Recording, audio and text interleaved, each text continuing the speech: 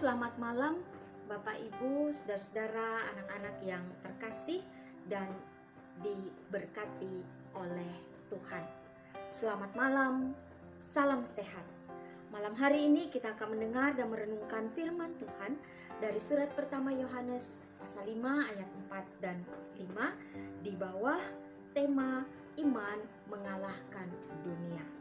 Kita akan merenungkan apakah maknanya pernyataan tersebut bagi kehidupan kita. Bagaimana hal itu terjadi?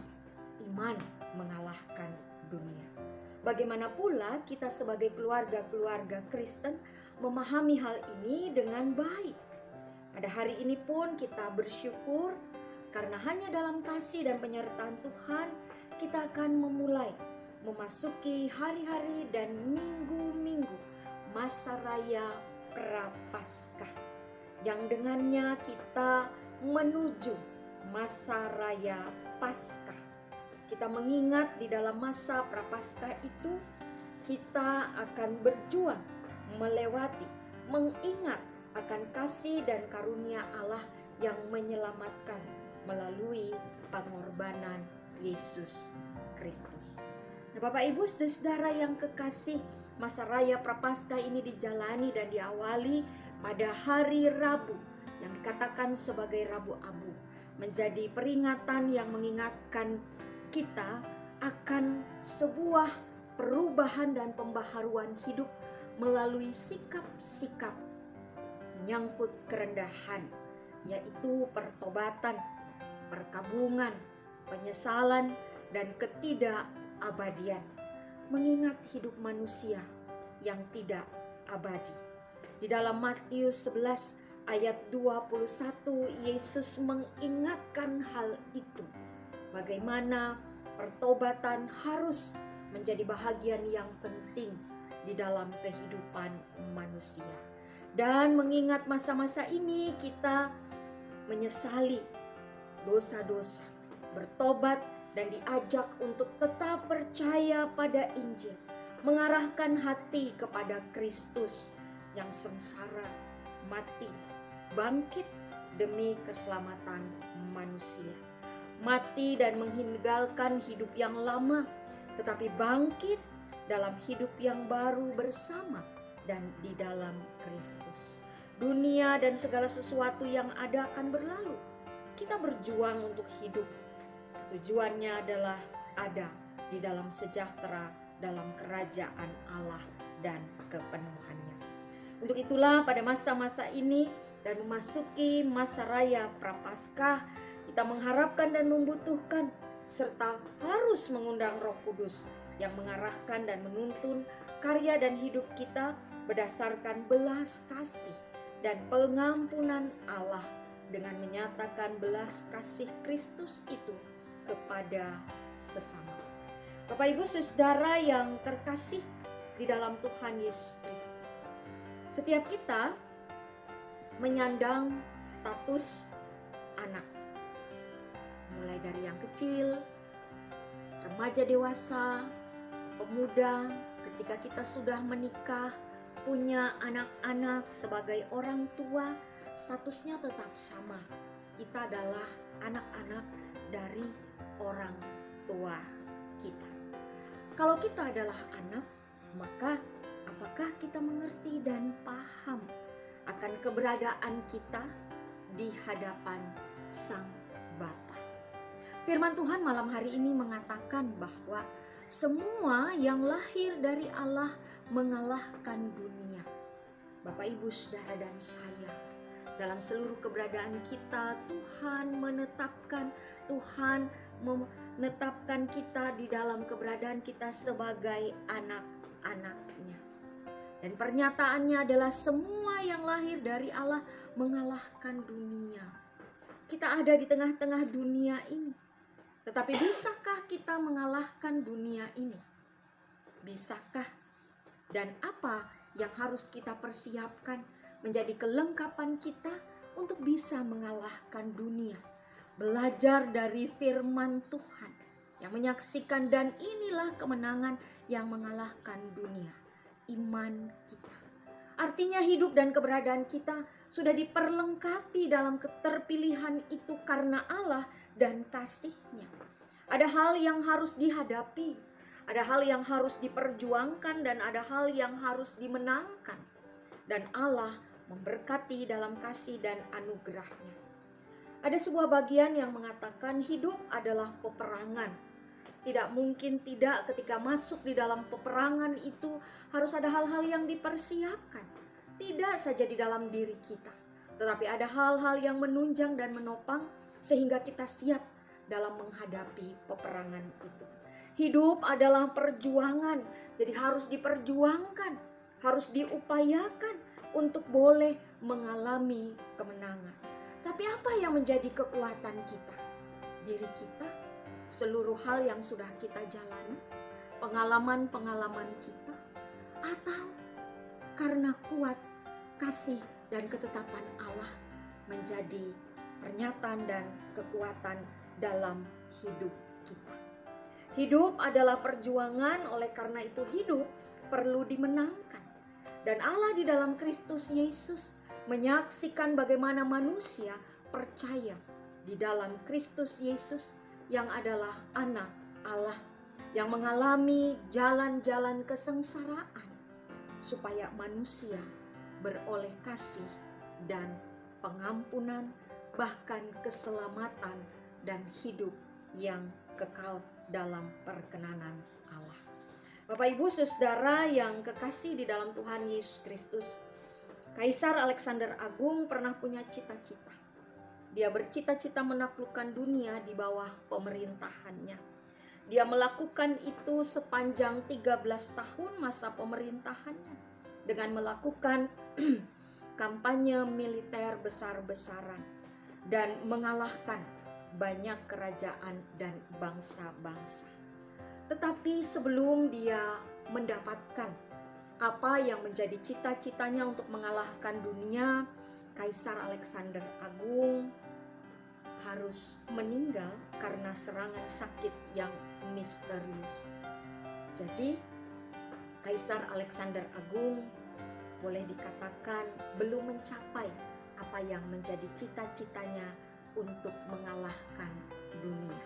Bahkan dia dikalahkan oleh sakitnya. Nah, Bapak Ibu Saudara yang kekasih di dalam Tuhan Yesus Kristus, hari ini melalui firman Tuhan di dalam surat 1 Yohanes pasal 5 ayat 4 dan 5, kembali lagi kita belajar dan merenungkan firman Tuhan, menghayati dan memasuki minggu-minggu Prapaskah. Allah kembali mengingatkan kita dalam keberadaan kita bahwa sebagai orang-orang yang lahir dari Allah, maka kehidupan kita diperlengkapi oleh Allah. Dan oleh karena itu, kita boleh menyaksikan bagaimana kita boleh hidup dengan iman dan mengalahkan dunia. Efesus pasal 6 ayat 10 sampai dengan ayatnya yang ke-20. Di sana mengatakan bagaimana setiap orang ketika mereka menjalani hidup, ada hal-hal yang menjadi tantangan. Bisa jadi kehidupan yang dia jalani tidak berjalan dengan baik. Dia bisa satu waktu kuat, dia bisa satu waktu tidak kuat, lemah, sakit. Dia bisa bertahan, tetapi dia bisa menyerah. Dia bisa maju, tetapi bisa jadi juga karena ketidakkuatan dalam hidup, terlebih dalam iman, dia bisa berbalik dan menyangkal Kristus. Di dalam Efesus 6 ayat 10 sampai 18 juga kita belajar Allah memperlengkapi kehidupan orang-orang percaya untuk menghadapi hidup ini. Katakan, persiapkanlah dirimu dengan memakai, dengan mempergunakan perlengkapan senjata Allah. Setiap orang, bahkan setiap orang percaya menjadi kuat ketika dia mau memberi diri dan mau hidup di dalam Tuhan. Hendaklah kamu kuat di dalam Tuhan, dalam kekuatannya. Artinya hanya Tuhan yang maha kuat dan sanggup membantu kita untuk mengalahkan segala sesuatu yang kita hadapi dalam hidup. Oleh karena itulah mendekatlah, berjalanlah, lihatlah, harapkanlah hidup kita di dalam Dia. Bertahanlah ketika kita menghadapi banyak hal dalam hidup ini. Perjuangkanlah dengan segala hal berlandaskan kebenaran dan firman Tuhan. Firman Tuhan pun menyaksikan bahwa setiap manusia akan menghadapi hal-hal yang bisa melemahkan. Bahkan 1 Yohanes 2 ayat 16 mengatakan, banyak hal menjadi hal-hal yang melemahkan kehidupan manusia, termasuk melemahkan iman, kekhawatiran yang berlebihan, kebohongan, perasaan kecil hati, materialisme, kesombongan, kekuasaan, kekerasan, kebencian, keserakahan, pementingan diri sendiri adalah bagian yang nyata yang kerap kali dihadapi manusia di tengah-tengah dunia ini. Dan semuanya itu yang bisa mengalahkan iman ada 3 hal utamanya. Keinginan daging. Sebesar apa keinginan daging kita taklukkan dalam penyangkalan-penyangkalan diri. Keinginan mata, cepat sekali tertarik, padahal belum tentu itu adalah hal yang utama dan penting. Keangkuhan hidup, ketika ada hal-hal yang bagi kita, disitulah bahagian hidup kita, kekuatan kita akhirnya memandang kecil peran Allah. Firman Tuhan hari ini kembali mengingatkan kita bahwa hanya pada Dia, sumber kekuatan yang telah mengalahkan maut itu, kita boleh tetap mengalami hal-hal yang terbaik dalam kehidupan kita. Bapak Ibu Saudara yang kekasih di dalam Tuhan Yesus Kristus, mengingat firman Tuhan juga, Tuhan memperlengkapi kita dengan firman-Nya yang menjadi kekuatan hidup dan kekuatan iman. Perlengkapan senjata Allah sudah diberikan. Apakah kita memakainya? Apakah kita menyatakan itu ketika kita berhadapan dengan tantangan ataupun hal-hal yang menjadi pergumulan-pergumulan kita saat-saat ini, dan kita tetap mau bertahan karena kasih Allah, karena kuasa Allah, karena kebaikan Allah, dan karena pemeliharaan dan tuntunan Allah. Dikatakan, berdirilah tegap ketika kita menghadapi apapun di dalam iman. Nyatakanlah kebenaran, bahkan tetap tidak terombang-ambing dengan segala sesuatu yang menyaksikan ketidakadilan. Bahkan tetaplah menjadi pribadi-pribadi yang rela untuk memikul setiap bahagian hidup yang sudah Tuhan perkenankan. Mari ingat akan karya kasih yang menyelamatkan yang daripada Allah. Pakai, pergunakan firman Allah menjadi hal-hal yang menentukan setiap sikap dan keberadaan kita. Berdoa, berjaga-jaga, tidak putus harapan, berkata-kata benar, miliki keberanian karena kasih Allah yang setia membela kehidupan kita.